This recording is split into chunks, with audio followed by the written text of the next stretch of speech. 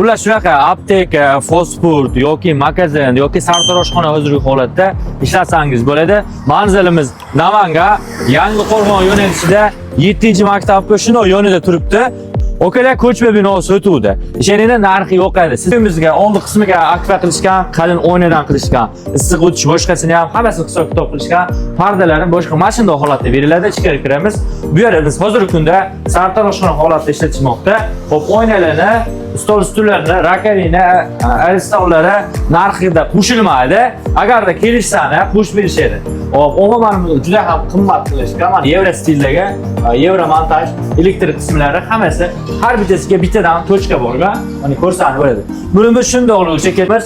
Dekor, staklovator, PN Plus va ya'ni yaxshi holat tanlashgan, oyoq tegi ham mo'shli holatda qo'ldan qilib studiyalarni qo'shgan ekan. Bu yerimiz bemalol xarid qilsangiz bo'ladi. Agar yo'qqan bo'lsa, tanishingizni tarqatib qo'ying, joy istab yuraman deganlar bo'ladigan bo'lsa, mana ko'chma binoyimizni olib, xohlagan joyingizga olib borib qo'ysangiz bo'ladi. Narxini hozirgi kundagi $5000 belgilaydi.